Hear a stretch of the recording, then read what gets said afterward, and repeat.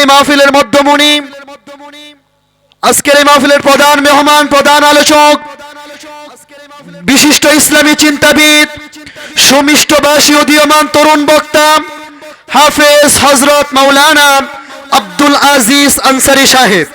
এ পর্যায়ে তাকরীর পেশ করবেন হাফেজ হযরত মাওলানা আব্দুল আজিজ আনসারী সাহেব, খতিব শাহীবাগ জামে মসজিদ, বাসাইল পৌরসভা, টাঙ্গাইল। হযরতকে কোরআন ও হাদিস থেকে সার গর্ব আলোচনা পেশ করার জন্য সবিনয় অনুরোধ জানাচ্ছি।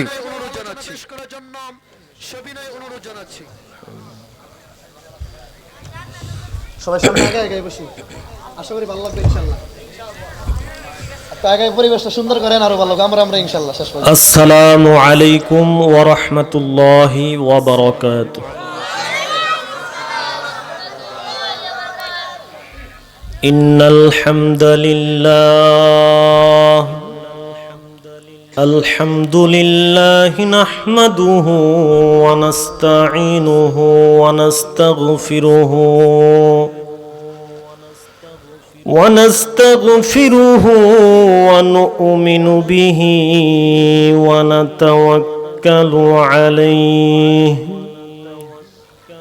ونعوذ بالله من شرور أنفسنا ومن سيئات أعمالنا من يهده الله فلا مضل له ومن يضلله فلا هادي له ونشهد أن لا إله إلا الله وحده لا شريك له ونشهد أن سيدنا وسندنا وحبيب قلوبنا ومولانا محمدا عبده ورسوله وداعيا إلى الله بإذنه وسراجا منيرا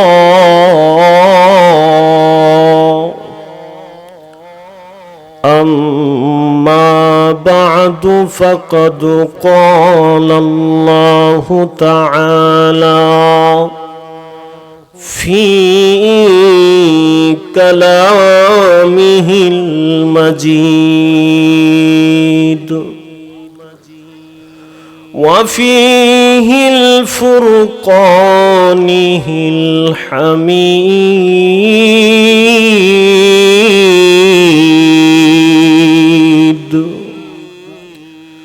সকলে জবান খুলে পড়ুন আউযু বিল্লাহি মিনাশ শাইতানির রাজীম বিসমিল্লাহির রহমানির রহিম قل إن كنتم تحبون الله فاتبعوني يحببكم الله ويغفر لكم ذنوبكم والله غفور رحيم.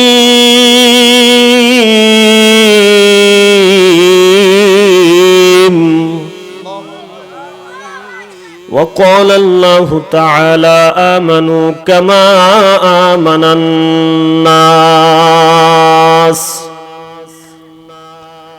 أو كما قال النبي صلى الله عليه وسلم إن العلماء ورثة الأنبياء وقال النبي صلى الله عليه وسلم لا يؤمن أحدكم حتى أكون أحب إليه من والده وولده والناس أجمعين أو كما قال النبي صلى الله عليه وسلم من أحب سنتي فقد أحبني ومن أحبني كان معي في الجنة أو كما قال النبي صلى الله عليه وسلم في الشان حبيبه ومحبوبه وعدد خلقه والناس أجمعين إن الله وملائكته يصلون على النبي يا أيها الذين آمنوا صلوا عليه وسلموا تسليما شكل الدرود إبراهيم بري اللهم صل على محمد وعلى آل محمد كما صليت على إبراهيم وعلى آل إبراهيم إنك حميد مجيد اللهم بارك على محمد وعلى آل محمد كما باركت على إبراهيم وعلى آل إبراهيم إنك حميد مجيد بلغ العلا بكماله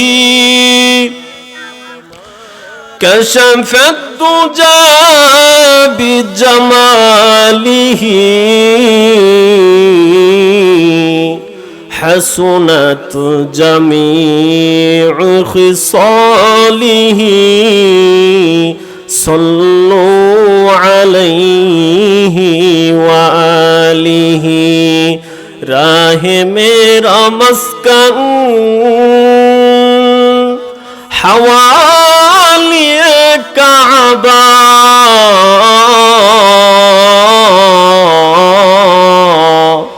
رہے میرا مدھون دیار مدینہ بلغ العلا بکمالہ محبت بولیں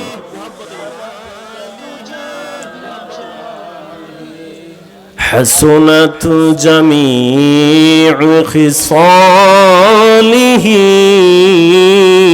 صلوا عليه وآله আমি যদি কখনো তায়েফে যাই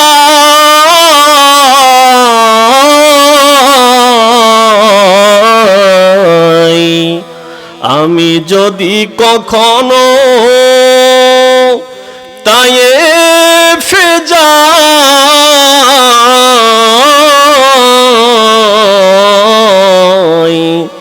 মাটিকে ডেকে শুধু বলবো আমার নবীজির রক্ত ঝরলো কোথায় আমি যদি কখনো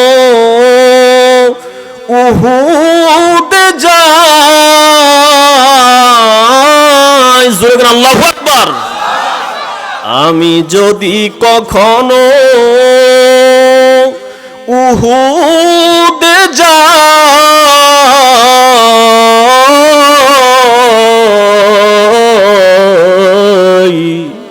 পাথর ডেকে ডেকে শুধু বলবো আমার নবীজির দন্দন ভাঙলো কোথায় বালাগাল উলাবি কামালিহি কাশাফাত দুজা বিজামালিহি حسنات جميع خصاله صلوا عليه وآله একটু মুহাব্বতে জিকির করি লা ইলাহা ইল্লাল্লাহ লা ইলাহা লা ইলাহা ইল্লাল্লাহ আসমান সুন্দর জমিন সুন্দর আসমান সুন্দর জমিন সুন্দর আরো সুন্দর গাছপালা হায়রে ইহার চাইতে অধিক সুন্দর ও ভাই ইহার চাইতে অধিক সুন্দর নূর নবী মোর কামলিওয়ালা লা ইলাহা ইল্লাল্লাহ লা ইলাহা লা ইলাহা ইল্লাল্লাহ মুহাব্বতে জোরে বলেন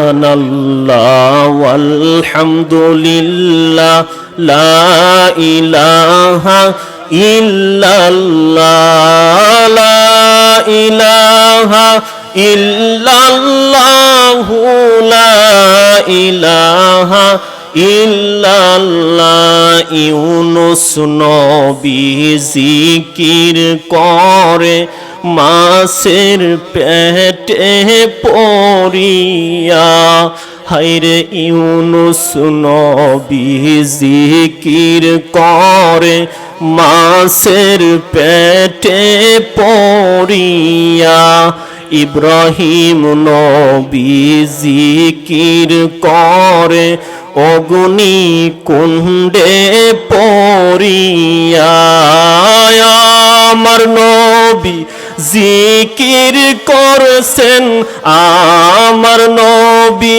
জিকির করছেন তায়েফের ময়দানে পড়িয়া লা ইলাহা ইল্লাল্লাহ লা ইলাহা ইল্লাল্লাহ লা ইলাহা ইল্লাল্লাহ লা ইলাহা ইল্লাল্লাহু লা ইলাহা ইল্লাল্লাহ লা ইলাহা ইল্লাল্লাহু মুহাম্মাদুর রাসূলুল্লাহ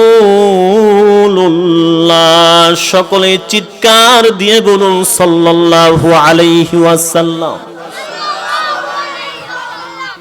যাদের হৃদয়ে আছে আল্লাহর ভয় তারা কভু পথ ভুলে যায় না যাদের হৃদয়ে আছে আল্লাহর ভয় তারা কভু পথ ভুলে যায় না আল্লাহর প্রেম ছাড়া এই দুনিয়ায় আর কারো কিছু চাই না রাতের আধারে যারা সেজদাতে রয় আল্লাহু আকবার রাতের আধারে যারা সেজদাতে রয় দু চোখের অশ্রুতে নদী যেন বয় ঠিক কিনা বলেন রাতের আধারে যারা সেজদাতে রয় দু চোখের অশ্রুতে নদী যেন বয় দুনিয়ার হাত ছানি যত আসুক, পৃথিবীর হাত ছানি যত আসুক, মুমিন কখনো পিছনেও চায় না। যাদের হৃদয়ে আছে আল্লাহর ভয়, বলো বলো বাচ্চারা বলো, যাদের হৃদয়ে আছে আল্লাহর ভয়, তারা কভু পথ ভুলে যায় না। আল্লাহর প্রেম ছাড়া এই দুনিয়ায় কারো কাছে কোনো কিছু চাই না। জোরে কোন আল্লাহু আকবার। আল্লাহর নবী বিশ্বনবী রাহমাতুল লিল আলামিন বলেন, সাহাবীরা, দুনিয়ার জমিনে 3টা জায়গা জান্নাতের বাগান আছে। সাহাবীরা আরজ করলেন, ইয়া রাসূলুল্লাহ, ইয়া হাবিবাল্লাহ, ওগো আল্লাহর নবী, দুনিয়ার জমিনে আবার জান্নাতের বাগান কি গো নবীজি?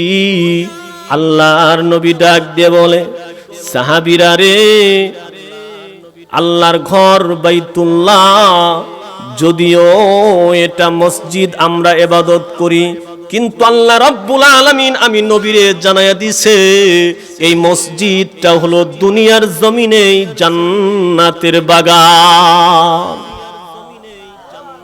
সম্মানিত ভাইয়েরা আমার, নবী বলেন 2 নাম্বার মাদ্রাসা,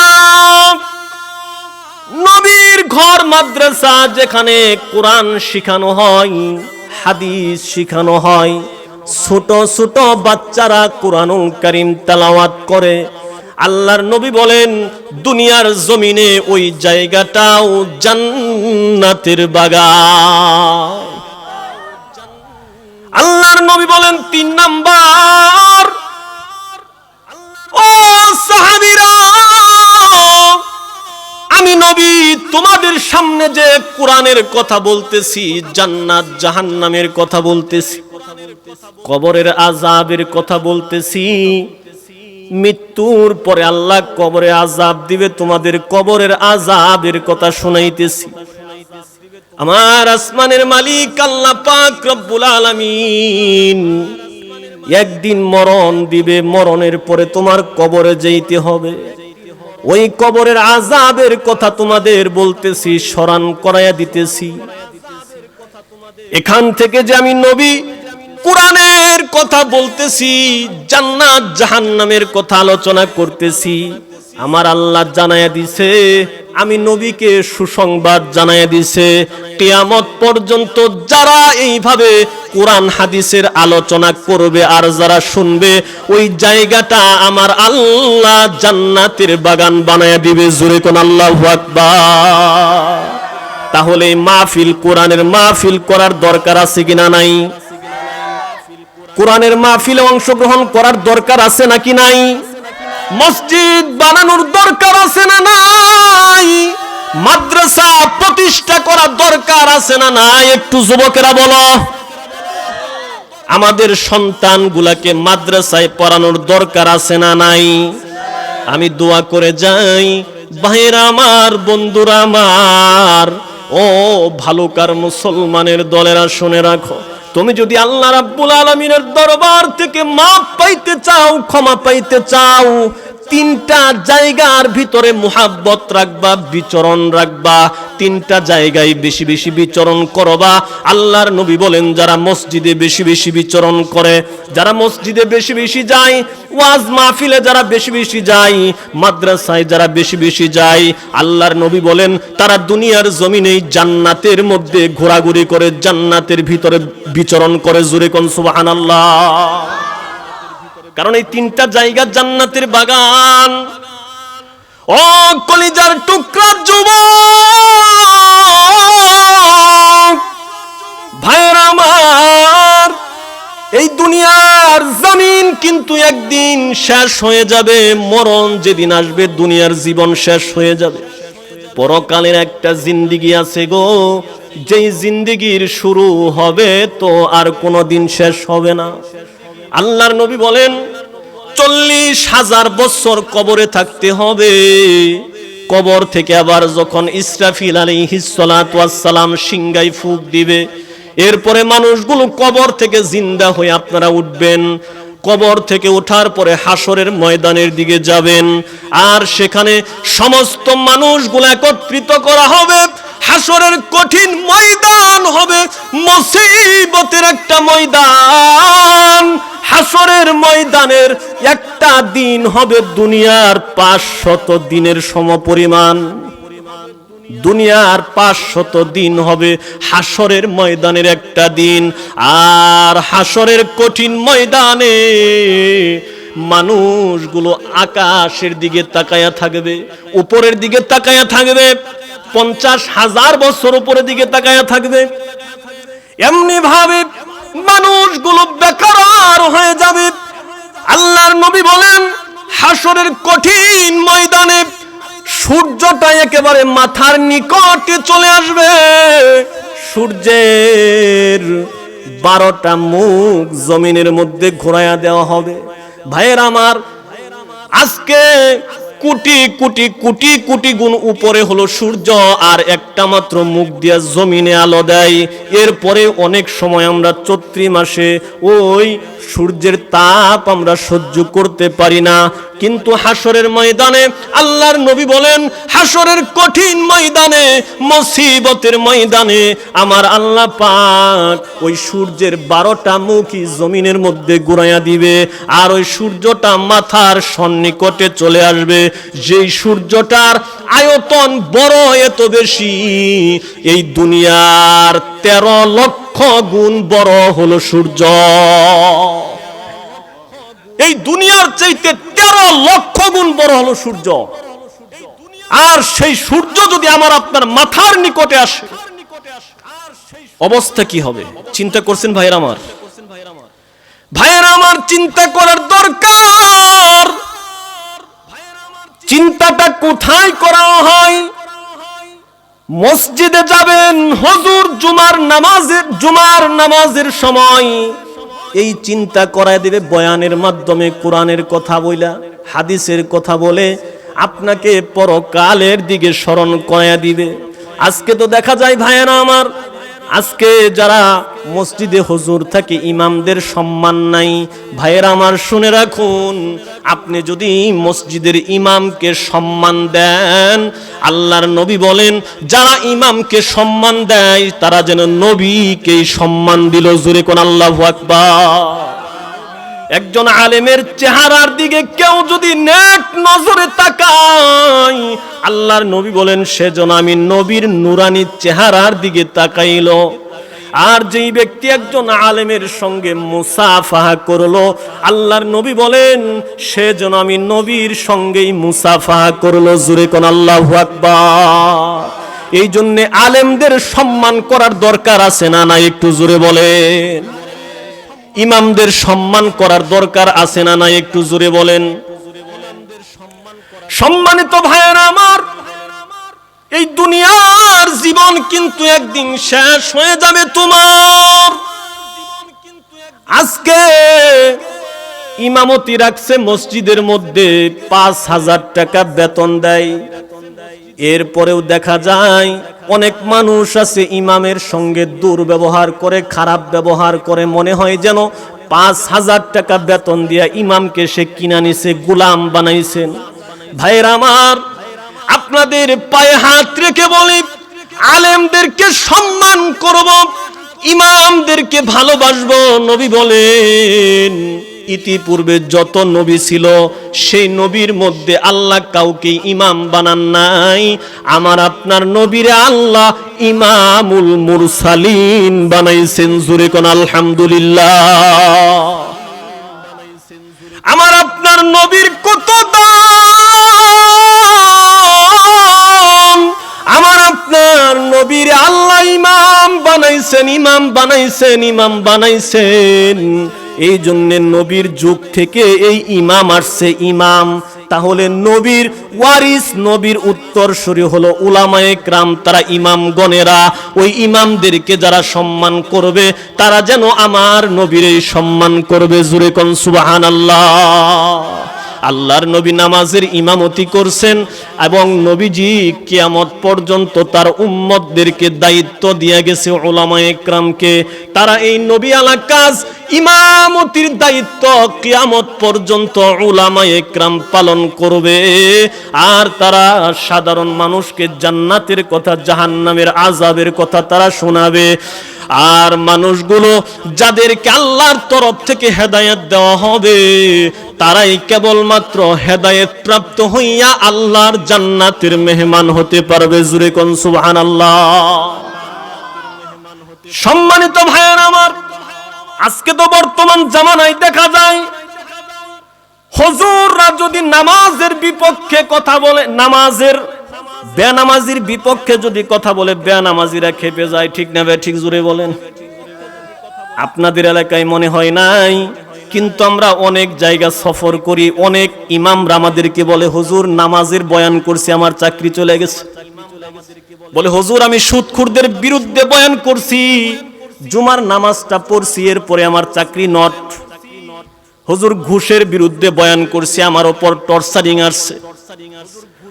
হুজুর আমি যারা রোজা রাখে না, যারা দিনের বেলায় খায়, এই বেরোজাদের বিপক্ষে ওয়াজ করছি, আর আমার চাকরি নট হয়ে গেছে। হুজুর অনেক দুঃখ প্রকাশ করে রে বাবারা। আজকে মুসলমান হইয়া কেমনি করে তুমি নামাজের বেনামাজির বিপক্ষে কথা বললে? তুমি কেন হুজুরের বিরুদ্ধে লেগে যাও? আর যদি সুদখোরের বিরুদ্ধে কথা বলে তুমি কেন ইমামের বিরুদ্ধে লেগে যাও? ঘুষখোরের বিরুদ্ধে কথা বললে তুমি কেন ইমামের বিরুদ্ধে লেগে যাও? ভাইয়ের আমার, আল্লাহ পাক রব্বুল আলামিন কুরআনুল কারীমের ৮২ জায়গায় ৮২ বার নামাজের কথা বলছে।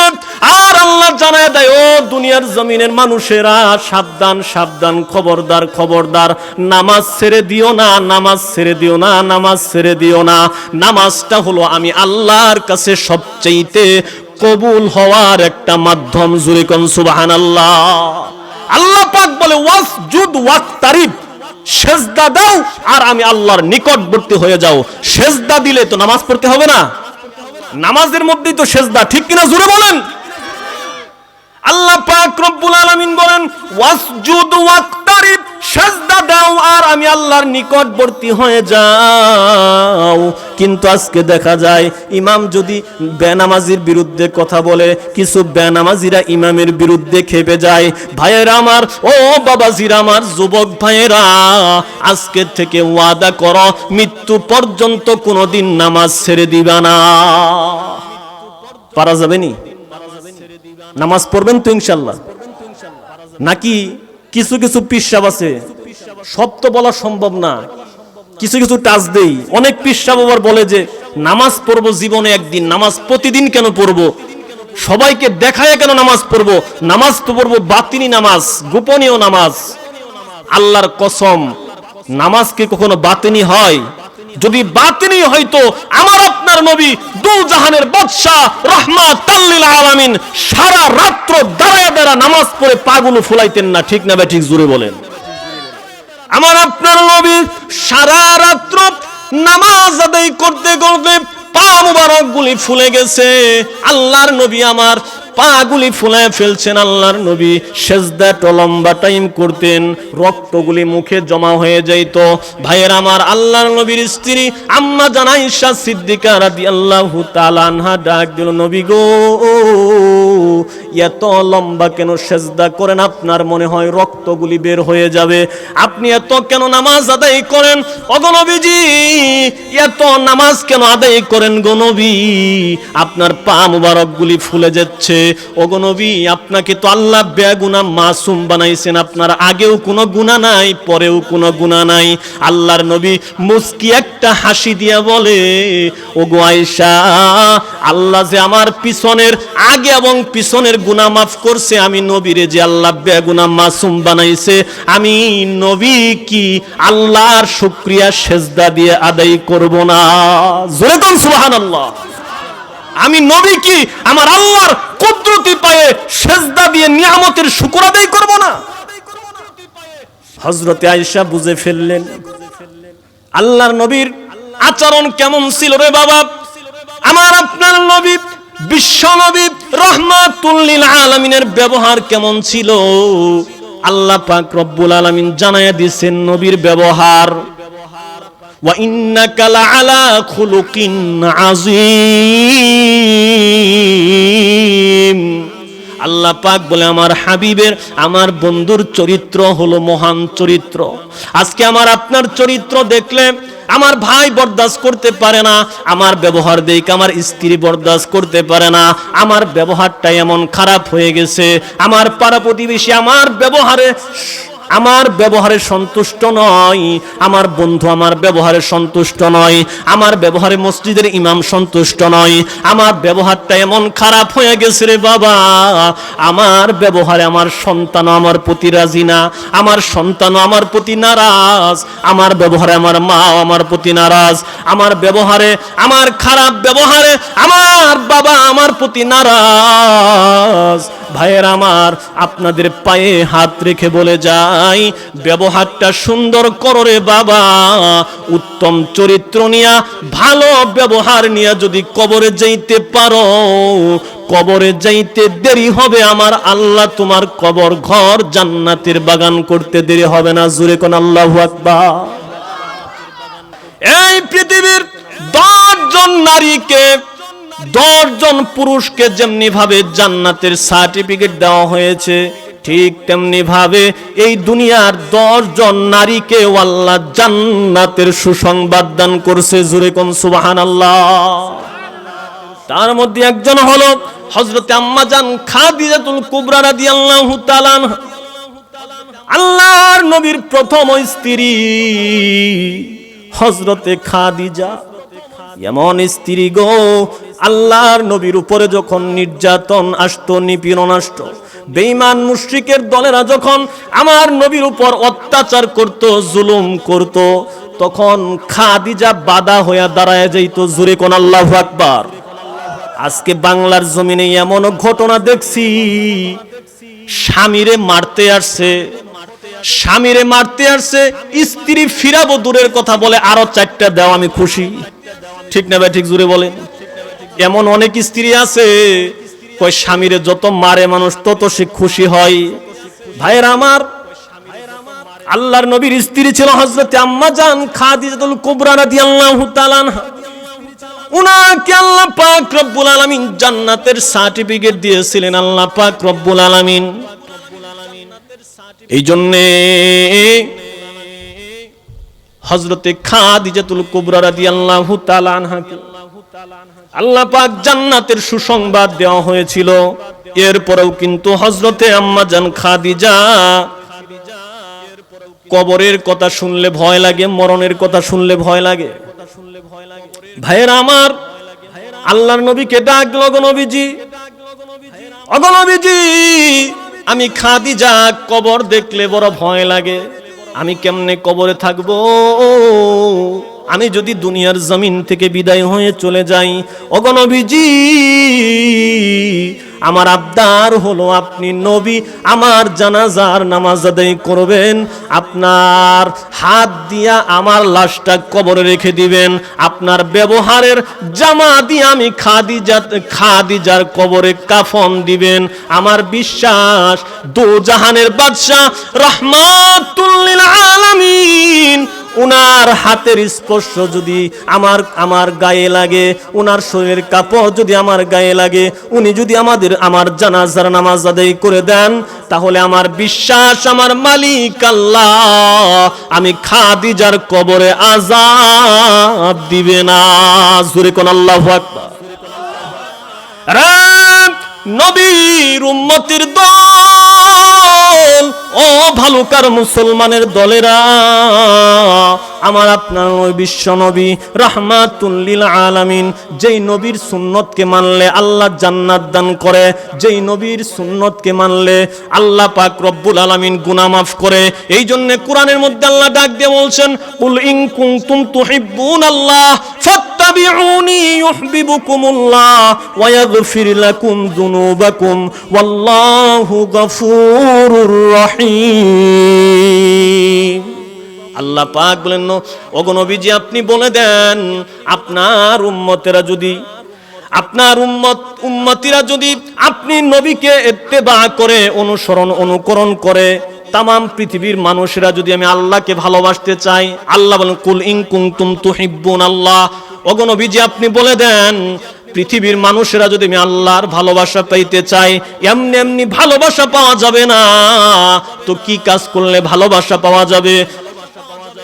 কুল ইন কুনতুম তুহিব্বুনাল্লাহ ফাত্তাবিউনি, ওগো নবীজি আপনার ইত্তেবা, অনুকরণ যদি করে, তাহলে আমি আল্লাহ তাদেরকে ভালোবাসবো। ভালোবেসে শুধু ক্ষান্ত হব না, 2 নাম্বার পুরস্কার আমি আল্লাহ আপনার উম্মতের জিন্দেগীর গুনাহ মাফ করে দিব। ويغفر لكم ذنوبكم والله غفور رحيم। আমি আল্লাহ আপনার উম্মতের গুনাহ মাফ করে দেব। সম্মানিত ভাইয়ের আমার, রাত্রি অনেক হয়ে গেছে, আমি যে গজল টানছি সেই গজলটা বলার সময় নাই। সম্মানিত হাজিরিন, এই জন্য আমি একটু বলি শুনেন, যে দুনিয়ার বাস্তব হালত এরকম হয়ে গেছে, এখন ছেলে আর মেয়ে একই সমান সমান হয়ে যাচ্ছে, এবং কি মনে করেন কে কার আগে গুনাহ করে জাহান্নামে যাবে সেই প্রতিযোগিতা শুরু হয়েছে। ঠিক না ভাই? ঠিক জোরে বলেন।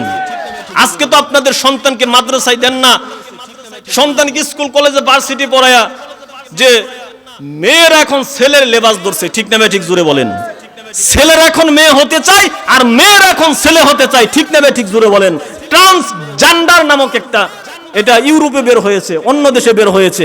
এখন পুরুষরা মহিলা হতে চাইতেছে এবং মহিলারা পুরুষ হতে চাইতেছে। সম্মানিত ভাইয়ের আমার, এই সঙ্গীতটা, এই গজলটাই আমাদের মরহুম আইনুদ্দিন আল আজাদ সাহেব, এই গজলটা আজ থেকে হয়তোবা 1 যুগ কিংবা 2 যুগ আগে এই গজলটা গেয়ে গেছেন উনি।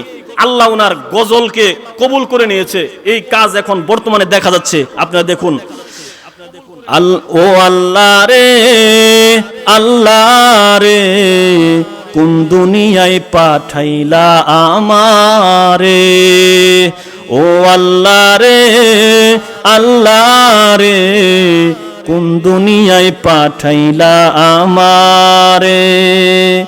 বর্তমানের পোলা মাইয়ার সমান সমান বাপ, লম্বা চুল কাটিয়া আবার মাথায় লাগাই কাপ। ঠিক কিনা বলেন? বর্তমানের পোলা মাইয়ার সমান সমান বাপ, লম্বা চুল কাটিয়া আবার মাথায় লাগাই কাপ। ও আল্লাহ রে, কোন দুনিয়ায় পাঠাইলা আমারে। ঠিক না ভাই? ঠিক জোরে বলেন। ও আল্লাহ রে, আল্লাহ রে, কোন দুনিয়ায় পাঠাইলা আমারে। জিন্সের প্যান্ট শার্ট পরিয়া রাস্তা হাইটা যায়, পুলানা মাইয়া তার চিনা বড় দায়। ঠিক কিনা?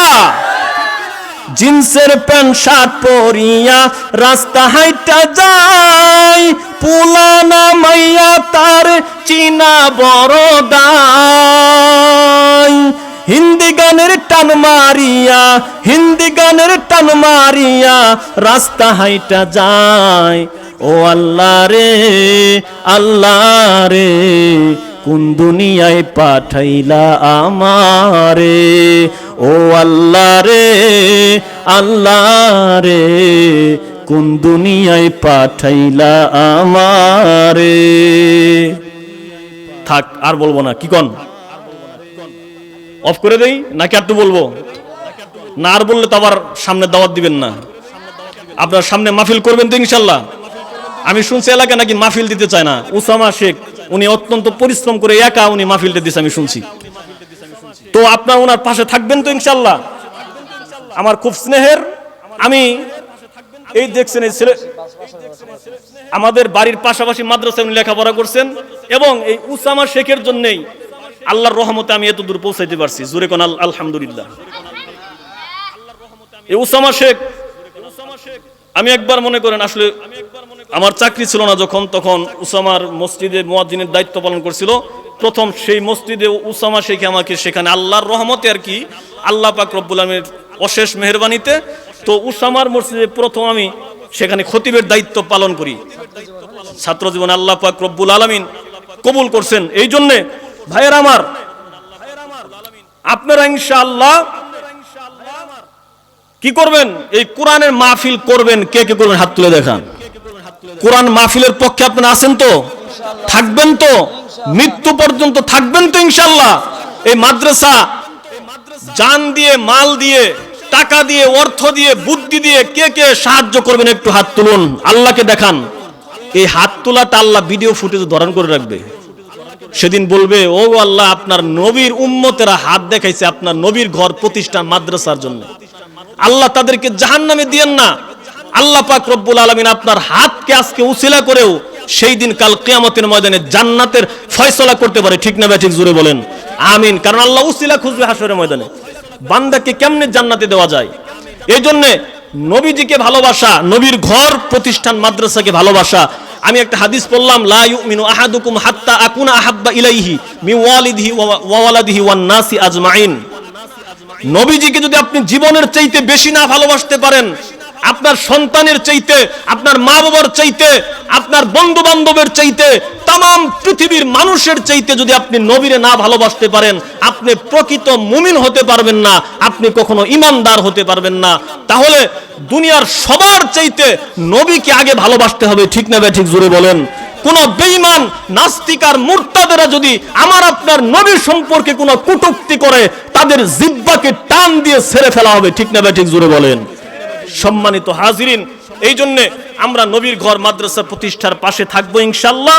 আল্লাহ পাক রব্বুল আলামিন আমাদের সকলকেই তৌফিক দান করুন, এবং এই মাদ্রাসার পাশে আপনারা সব সময় থাকবেন, উসামার পাশে আপনারা সব সময় থাকবেন ইনশাআল্লাহ। আমি দোয়া করে যাই, আল্লাহ পাক রব্বুল আলামিন এই প্রতিষ্ঠাকে আপনাদের এই ভালুকা অঞ্চলে বৃহত্তর মাদ্রাসা করার তৌফিক দান করুন। জোরে কোন আমিন।